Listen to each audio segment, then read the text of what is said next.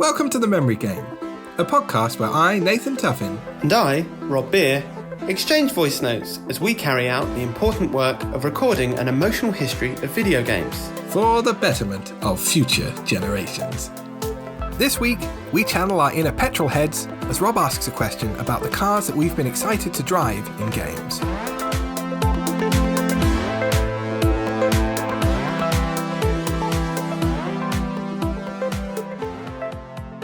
Hey there, Grand Theft Pod pal. I've got to admit that I haven't jumped straight to this question. I've sort of spent my time roaming the streets, being drawn towards the different avenues that I could have taken it off the back of last episode, but the specific vehicle that I've thrown the driver out of and taken to the streets with is a question inspired by the fact that Grand Theft Auto keeps coming up in our answers. And in the last episode, obviously, I talked about stealing all of the minis. You talked about GTA 5 and the fact there are now 40 planes in that game. And it made me think back to the sort of visceral experience of getting into a car that you've been pining after, whether that was something you unlocked or just a game that you sort of saw being played and wanted to go at doing. And so that's basically my question: is what are your favourite cars in games? What are the cars in games that you cause the most sort of visceral reaction when you think about what it was like to drive them for the first time? My first answer comes from a game which was clearly inspired by the likes of sort of F-Zero X and Wipeout, and I'm sure those are the ones that listeners will think about when you try and think about your sort of favourite cars in games. I'm not discounting them as not being cars, because obviously in Wipeout I think they're gravity-based cars, or anti-gravity cars or something. Both of those games super stylish and great. But Pod, short for Planet of Death, was a game that was for the PC exclusively. I think they did end up trying to port it to a console, but I'm not sure anything ever came of that. But it was, the sort of PC equivalent. And I don't know what it was about it. It was, sort of Blade Runner, steampunk type business. And there was a car in that which was my favourite, which was called, I think it was called the Scorpion or something. And so it looked like a sort of fork. So the back of the car was narrow, and then there were sort of three prongs to it. I guess there's something there which is really common in sort of Star Wars design, isn't it? Where you have things that go beyond utility. So in real life, aerodynamic wins over everything, doesn't it? So things end up being very smooth and minimal. But in a computer game, you can make something that's a really weird and a weird shape, and somehow that not impact anything that's going on, because it's not reacting to real physics, it's reacting to the physics that you define in the games. And I just, something about the Scorp was very satisfying. It was like a dirty copper brown as well. And I loved that it was its own thing, So, and my next answer was something that I just thought was the coolest thing in the world at the time, which was the Formula One cars in Micro Machines. I think in the version that I had, or the one that I played the most at least, the Formula One cars were on the pool tables. I loved there's something great about the pure green of that driving track, that you could bump each other into the holes. Sometimes the holes were part of the track, I think, and then other times you could just sort of try and knock people off the edge of the table.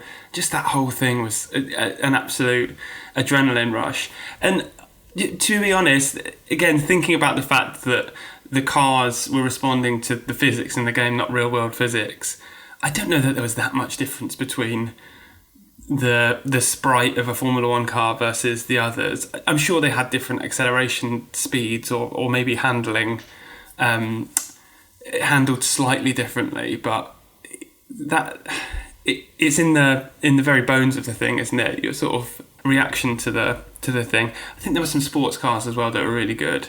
But if I was going to choose, I'd be Ace, the guy with the cool guy glasses, and driving as player one in that red car. Absolutely delicious. I know we've played Micro Machines together in NQ64, that computer game bar that we went to, and your go-to was a different character. I guess was sort of intentionally sort of weedy character. And looking back, the guy that I chose, I think his name was Ace, right? Is just, a sort of lame version of the Fonz, some sort of Elvis impersonator, and the opposite of what I think is cool now. But I don't let that get in the way of it feeling like the right choice to me. Deep down, I know that that's who I want to be. I want to be that guy. And the final one that I remember at the time thinking was just the coolest thing in the universe, and it's something that I still probably think is right up there as the greatest vehicle that you can get in a game, which is the Warthog in Halo. So that's the Jeep.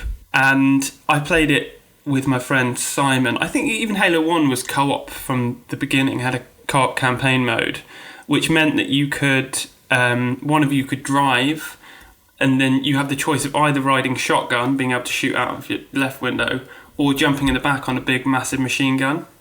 And over time, on the multiplayer, that vehicle is, been made totally redundant by some of the flying ones that you can get, and you can have tanks and all sorts in that game. Also, it makes you a little bit of a sitting duck. Like the driver will jump out and you're stuck there, not moving. If someone gets a grenade to you, you have to sort of bomb out of the vehicle. But none of that matters, does it? The rush of playing that multiplayer, I guess maybe the first time I played it multiplayer online properly was maybe Halo 2 or Halo 3, but getting 3 of your pals, or you and 2 of your other pals, and having a sort of fully loaded Warthog, just great scenes. What it was all about. So yeah, those are my 3. I'm sure I've missed loads there, but those were my initial reactions of when I was trying to think of my favourite cars in games. I said cars as well. I've been using vehicles a little bit intermittently. I feel like let's stick to cars this time around, and maybe you can try and sneak in some answers of things that are adjacent to cars. But hit me back. What are your thoughts? Hello, Ace. Thanks for this question, buddy. I think this is a really lovely, sort of simple, grounded question to finish the first season on. We've had a couple of quite abstract questions and also focused quite a bit on games that have made us feel certain things or certain ways, which is obviously fine because that's sort of the overarching theme of the podcast. But I'm really pleased to return to a question that just focuses on a specific video game element, like cars. So a couple of points on your choices. I looked up Pod, Planet of Death, and once again, I'm amazed by the fact that in nearly every episode, you managed to include a game I not only didn't play, but I have absolutely never heard of. And it must have been around when I was a kid. I'm sure I had friends who played it and owned it, but it somehow completely passed me by. So that was interesting to look at. On Micro Machines, maybe this should be something for the research note correction, but the information's already in my head, so it didn't need looking up. But the character you like to select, Ace, is actually called Spider, which is a much worse name for a cool guy. As you say, he's like a Fonz type, or he's sort of like a mix between Fonz and Elvis and a bunch of those sort of characters, or something like that. And Ace suits him so much better than Spider. You're also right that when we played at NQ64, I chose the nerdy guy with the big thick glasses, who I think is called Dwayne, but that's probably because when I was a kid, I also would have chosen Spider because he looked the coolest. So left with the other options, I went with the funniest, which was the classic 80s/90s dork character. And I didn't actually own Micro Machines as a kid. It was always something I had to rent from the rental shop, or I played around friends' houses. But it was a brilliant game. I remember really loving it. And that art style, when you look back at the pictures, it's so vibrant and enticing. And I can totally see why you've included it in your example. And when we went to play at NQ64, we had basically any console we wanted to play at all at our fingertips, any game from our pasts, and a bunch of brilliant arcade cabinets to play on. And I think it wasn't just nostalgia that kept us on Micro Machines. It's a really good, fun game, even that very first one. And we played it for a long period of time. Okay, so on to my examples. So I think it's fair to say that neither of us are really car people or particularly into cars. And it's interesting that none of your choices were from classic, like camera behind the car, traditional style racing games that use models of actual cars, which is where my mind first went when I heard your question. But that line of thought was a complete dead end, really, because even though I've played quite a few racing games, I've never been very good at them. I always lose interest after a while. And I think because I'm not really into cars, I mean, I think I can appreciate the aesthetics of a nice looking car or any bit of machinery, but because I'm not particularly sort of into them, that specific part of racing games isn't particularly appealing to me. I don't, get excited by seeing a particular kind of sports car or whatever in games. So none of my choices are from racing games either. And it also struck me that we've never played that kind of game together. I have no idea how you feel about games like Gran Turismo or Forza or Need for Speed. So that's my first counter question to you. How do you get on with racing games? And if you're not really a fan, why do you think that is? So my first example is going to come from the GTA games, obviously, because you mentioned them and because I have played all of them multiple times, some of them a worrying number of times, and because it wouldn't be an episode of this podcast if one of us didn't cheat and slightly bend the format. What I've done is choose my favourite cars from several different GTAs, though not all of them. And I'm trying to stick to that kind of, the way you phrased the question, about that kind of visceral, excited feeling you get when you see it in the game for the first time and sort of want to, well, in GTA, steal it and drive it. So in GTA 1, my favourite car to drive, and the one I was always excited about seeing, was the limousine. And it is a perfect window into my childlike mind, because in my head, my character in the game needed to make an impression on his bosses, like the people that gave you missions on little phones and stuff like that. And in my perception of the world, limousines are for wealthy people. So if you turn up to accept a mission in a limo, that means people would think, well, hey, this is a rich guy. You don't want to mess with him. Which was important for some reason in kind of my narrative of the game in my head. In GTA 3, which is the first 3D third-person one in the franchise, my favourite car was the Banshee, which is apparently based on the Dodge Viper, and it's in a lot of the other GTA games as well. And I think this is probably my only example of a sort of classic, flashy-looking sports car, where I liked it purely because it was a fast, cool, supercar, the car that looked like a traditional sports car. It had those lovely round edges, and lots of the ones that loaded into the game had a cool racing stripe, and it would come in quite pleasing combinations of colours. And also, I think the game had a thing where once you start driving a car around, even if it was quite hard to find in the first place, a quirk of the game memory would mean that other Banshees would start appearing in the traffic around you, and that would often cause me to exit my Banshee to steal one with a paint job I liked more. In GTA Vice City, I really liked the missions for the biker gang, so my favourite car in that game is a motorbike, and I'm aware that bends the rules a little bit, but it does also feel unlikely that we'll have a future episode just about motorbikes, so hopefully that's okay. You also couldn't ride motorbikes in GTA 3, so I remember it being a real novelty in Vice City, but I was bad at driving the fast motorbikes.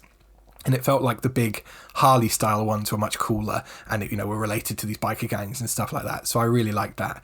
Even though now, as an adult with 2 young children who I'm desperately trying to get to sleep all the time, I hate those kind of motorbikes because they are so annoyingly and unnecessarily loud. But, that's neither here nor there. In GTA San Andreas, that was the first one in the series where you could customize cars in the game's garages, and I remember being so in love with that feature when I first played the game. I was really excited about the importance of finding the best car to customize, and remembering in the early stages of the game only having a certain amount of money. So it's you have to make that count. You have to spend it wisely on the right car, and it became my whole focus for quite a while playing that game. And San Andreas includes some story missions and mini games involving lowriders. It introduces quite a few of those, which I'd never seen before in real life, obviously, or noticed on television. I think it was the first time I'd ever known the concept of a lowrider, and I thought they were the coolest thing in the world. And I've gone back to look at some pictures from the game, and I think the one I liked best was either the Savannah or the Voodoo. As another window into the mind of young Nathan, we've talked before a little bit about how I'm a digital hoarder. I quite like to keep old emails and chat logs so I can read through them again and remember past times, a bit like a diary. And as a testament to how much I loved my custom lowrider in GTA San Andreas, I remember changing my MSN Messenger screen name to a description of it. And I still have the chat logs from that time, so I went back and found it. So this is from October 2004, so very nearly 20 years ago. My GTA SA car, fire-painted lowrider, hydraulics, 10 times nitrous, silver rims, sweet interior, upgraded sound system. That's just the most cringy thing in the world. And probably why most people don't keep or revisit chat logs from when they were young. Also, I was 17 at the time, so, probably old enough to know better, really. So GTA 4, which is the one I played the most by a long way, the driving changed significantly in that game, and the cars became a lot more realistic, which I didn't mind, unlike a lot of people, but it means I don't really have a favourite car from GTA 4. And that sort of feeling of being excited and the visceral excitement of a new car, that sort of left me in that game. And likewise, in GTA 5... I sort of, that it feels like those times have passed. And there are also just such an overwhelming number of vehicles in that game. So I have a few I like driving if I'm playing, or I'll keep an eye out for. You have ones in your garage, don't you? But none that I've really had that visceral, excited feeling about. My second answer, even though really it's like my sixth answer because of all the GTAs, is the forklift truck from the game Shenmue. And I know I've sort of cheated again because it's not really a car, but it is car adjacent. So hopefully it's okay. So for the people who haven't played it, Shenmue was a third-person action-adventure game. I had it for the Dreamcast, where you played a Japanese schoolboy who was investigating the death of his father, and it involved lots of cool martial arts fighting and foot chases through the streets and quick-time events. But the bit I think most people loved about it, or certainly that I loved about it, was that you kind of lived and existed in this vibrant little Japanese town, and you could visit all the shops, and you could speak to all the people, and you play games in the arcade, eat at all the restaurants. And it gave the game this unbelievable sort of depth and scale that I don't think I had experienced up until that point in a game. I remember just being really kind of blown away and excited by it. The forklift truck is obviously an odd choice, but I first played the game around my friend Harry's house. He was the person that told me about the game, and he was at the part of the game where your character, I think it's Ryu, needs to save money to buy a boat ticket to China, so you get a job working as a forklift truck driver at the docks. So when I started playing, I remember being really excited to get to that bit. And not because you get to do a fun forklift truck race around the docks, but because you spent a couple of in-game days just doing the job of a forklift truck driver, like bringing crates into a warehouse from a ship and then stacking them on each other and just doing that kind of monotonous task over and over again.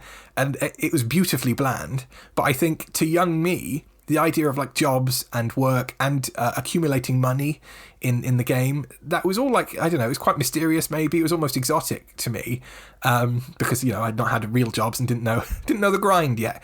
Like I remember wishing in The Sims that there was a mode where you could actually go to work with them and do their jobs, even though, in retrospect, that would obviously have been boring as hell. But so, for that reason, I was super excited to get to that bit of the game and start driving around in a bit of factory machinery, basically.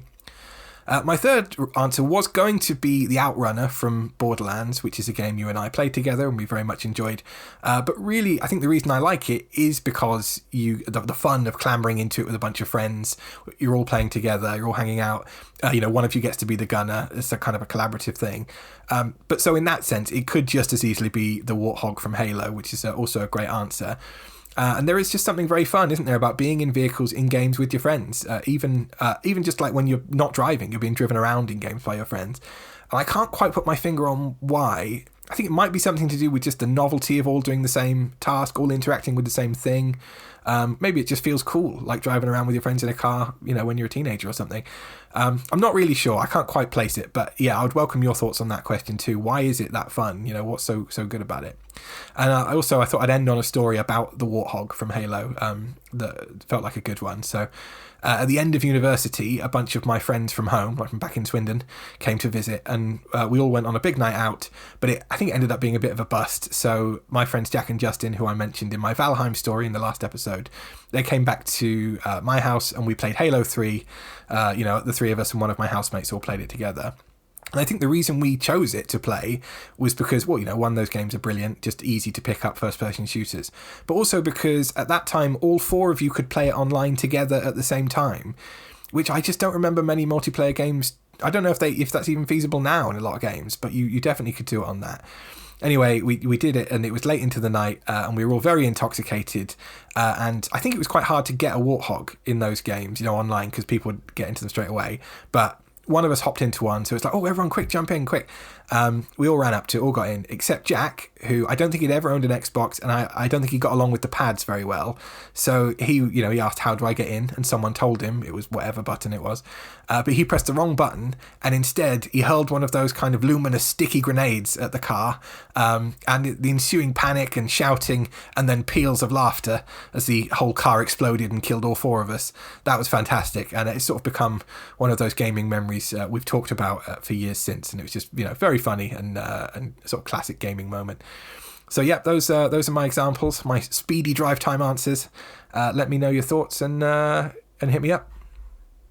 Hey there, limo driver. What glorious set of responses that was. Something I really admire about you is your ability to go back to those chat logs and brave the reality of what you were like as a kid. I had notebooks and stuff from writing songs from the age of sort of 16 or whatever, and I have at certain points gone through and sort of culled those and just not looked in detail at what was in there. I couldn't face it. Leave that undocumented and incinerated is the best way to go, I think. Obviously, I just wanted to clarify that your favourite 3 cars are 6 cars, a motorbike and a forklift truck, so it's good to know. The image of you sat in your bedroom in your curtain clothes fantasising about being a rich man whilst driving a top-down limo is a great one. And I do actually appreciate that you gave me a full rundown of your history of GTA appreciations for vehicles. One of the ones that I came close to picking was picking a superbike from GTA 2, because they were just so fast, almost uncontrollable, as you say, and if you collided with a car, you sort of flew off, which was very satisfying in its own way. Also, there was a section of the map where you could go up the stairs, over the rail tracks, over the water, explode, drown in the water. Let's move on though, because this isn't the GTA podcast. To answer your question, did I play a lot of driving games as a kid? I guess the answer is yes. I haven't as an adult though. Obviously it's something I've done a lot less of since I've actually been able to drive, and maybe that was part of what my interest was in it, that it was, giving me the power to do something that I wouldn't otherwise have been able to do. Although you say that, the power to do it, I was driving Micro Machines cars or whatever. That's not an exact translation, is it, of what I was pining for. So thinking about some of the ones that I spent more time with than others, my favourite on the Amiga was a game called Overdrive, which was a top-down racing game, similar to Micro Machines, but without the fun driving other people off the map mechanics, and it just being a straightforward, straightforward circuits. But it was made by Team 17, who made a string of pretty good Amiga games, the final one of which was Worms. I also played a lot of Formula Karting, which was a Sega PC game. Sega made PC games, apparently. Which it was, just like a Formula 1 game, but it was go-karts, and it was just slightly easier, I think, which is why I liked it. I even got a steering wheel controller one Christmas, so you sort of had to clamp it to your desk, and it had pedals and stuff. But I have a long history of not really having the right types of PCs. I was just using my main family PC, and then I remember trying to get a graphics card for it at one point, but not realising you also had to update the RAM. Most of my PC gaming experience is me fiddling around on the settings, trying to lower the graphics so that the game can actually run. And Formula Karting just worked, so maybe that's why I spent more time with it than others. Project Gotham, which was a launch title for the Xbox, which is probably the closest I came to playing those like sort of Forza or Gran Turismo ones that are just like real cars from real life. Part of the selling point of the game was the shininess of the graphics or whatever. But the main reason I liked it was that on the Xbox you could add real music to your hard drive, and then put in your CD, burn it to the hard drive, and then in the game you'd be listening to the music that you wanted to listen to, which was, I could have just put a CD on and turned the volume down a little bit, but having it integrated through the telly, what wonders. And the final one that I'll give a shout out to, which I didn't play tons of, but was sort of my sort of Kevin Bacon number type thing of my gaming claim to fame is that our friend Ben, that I went to school and college with, he played Midnight Club 2 to the point where he was ranked top 5 in the world for a weekend. But you just had to be constantly online to do that, I think. What was nice about that game was that it had... so rather than just, doing matchmaking and you putting into a race, you drove around this city looking for people to have a race with, and then you would so go to a street and it would then create a marker where other people could come and race you there. And just I guess I don't know if there is any driving game like that now, because it's probably the sort of thing where actually that's just slowing you down and it's better just to get matchmaking. But it goes back to that time where there was real drive and interest in creating these holistic worlds, which is, I guess, what Shenmue was the lure of Shenmue, as you were talking about there. Was what was great about it was that of how little it automated, that you had to go through all these things that were part of the daily grind, all things which seem less appealing when you have a life that's mostly a grind, like we do. And I didn't play Shenmue, but I played Shenmue 2, which was lent to me by my friend Morgan, who I've just come back from his wedding, so it was fresh on my mind as you were telling me.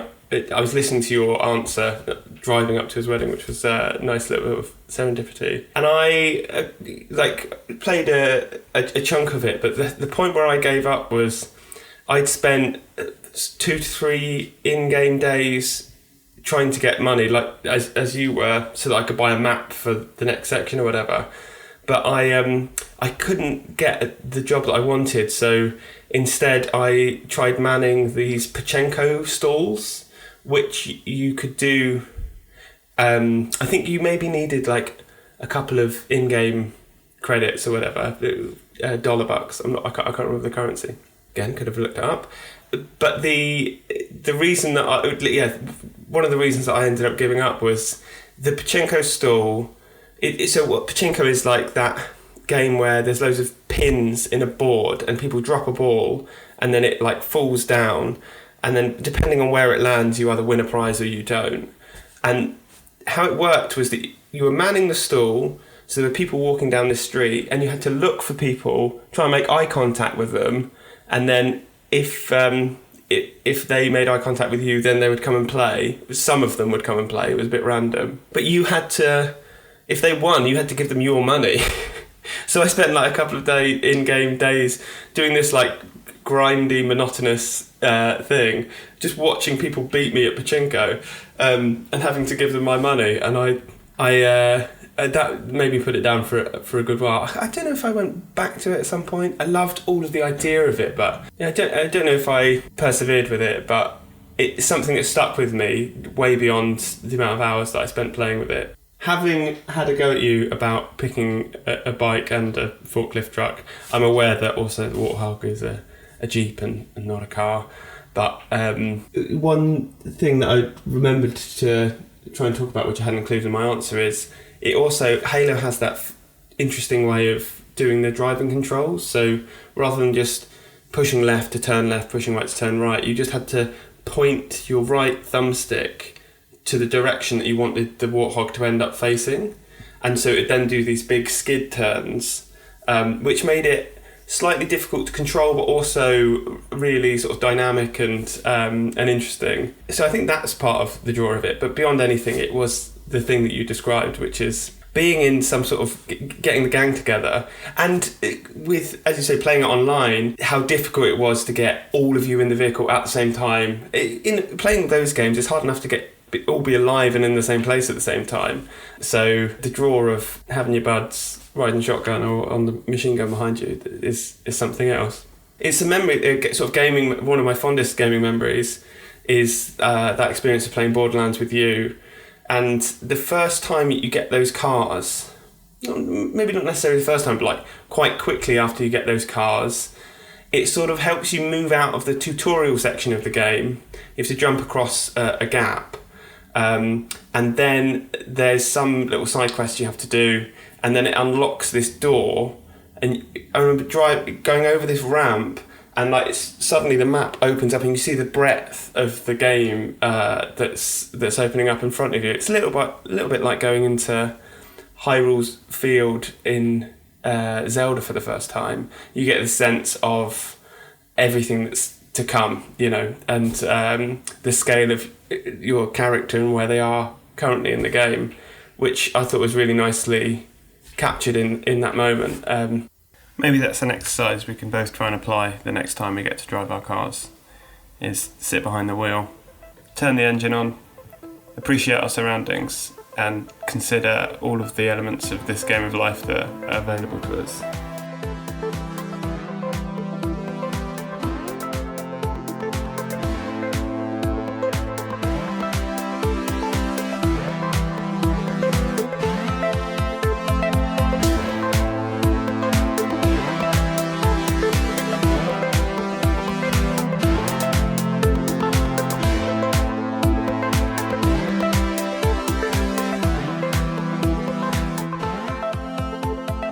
In looking up POD, Planet of Death, I came across the plot line of the game, which I was totally unaware of as a kid. Must have been captured in the manual and possibly in a cutscene or two, but I don't have any distinct memories of this being why I liked the game.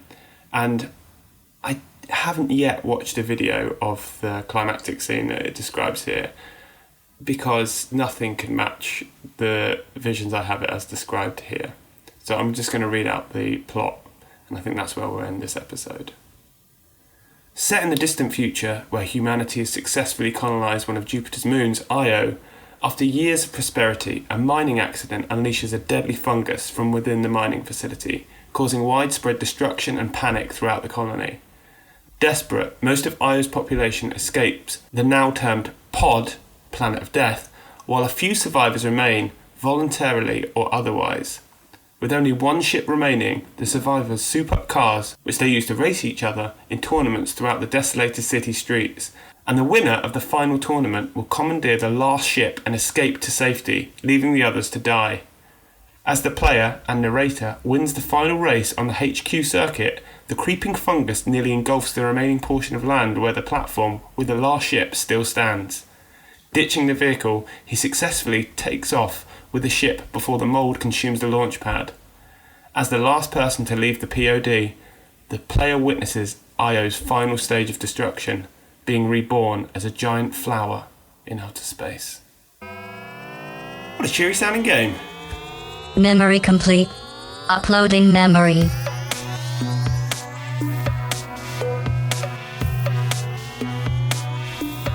Thanks for listening to The Memory Game. If you would like to share a gaming memory with us, ask us a question or send us your thoughts, you can contact us at memorygamepod@gmail.com or on Instagram @memorygamepod.